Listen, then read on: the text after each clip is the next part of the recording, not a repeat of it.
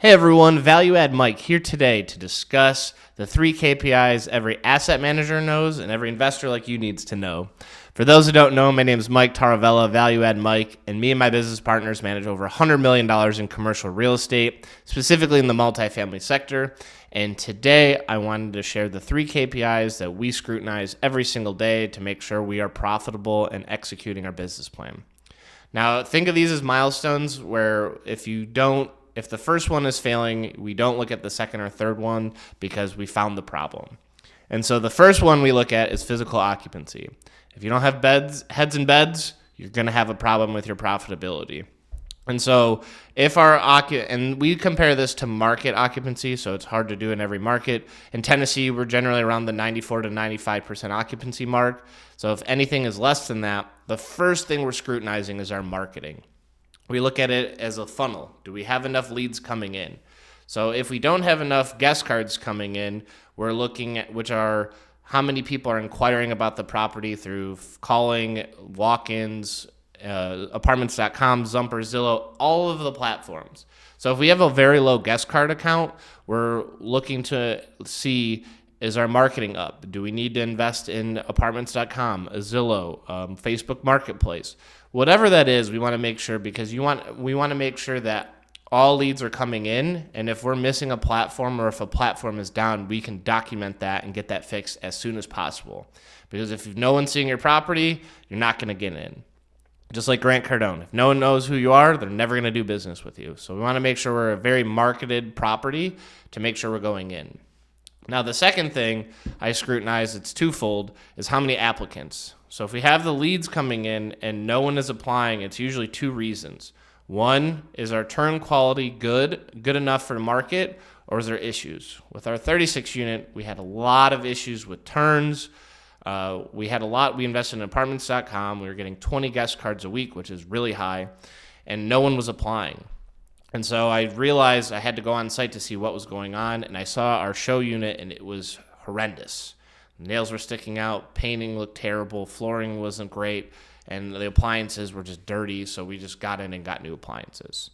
That's the second thing I look at. The first thing I'm really scrutinizing, though, is our leasing agents and what they're doing.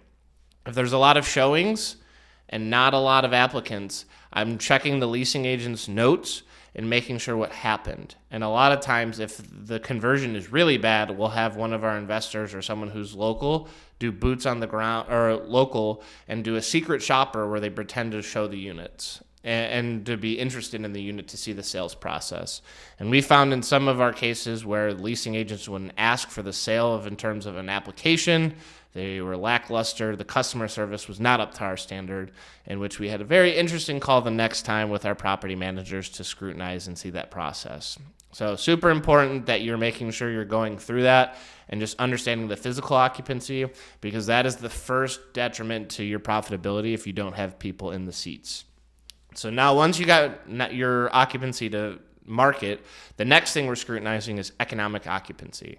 Just because you have heads in beds is good, but are those people paying? And so if those people are not paying, I'm scrutinizing with the property manager on our weekly calls.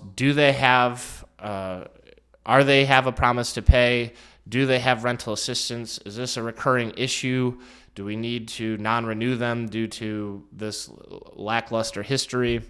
And so a good call generally goes, they have a very details of what happened, what's going on, and when the promise to pay.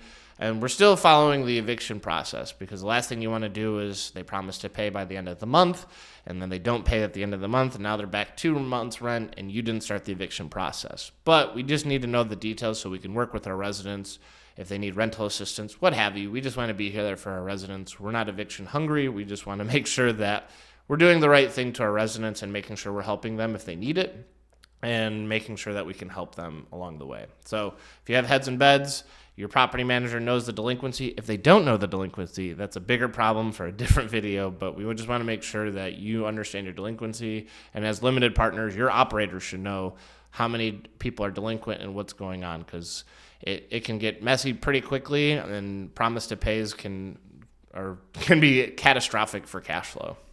And so once physical occupancy is good, economic occupancy is great. And the last thing is cash. So if you have people in, you have people paying, your profitability is there. Your only risk from that point on is your cash flow and making sure you have enough cash in the bank. So if this video got you any value, please like, comment, and subscribe to the channel, share with a friend, and sign up for our investor updates. And until then, we'll see you next time.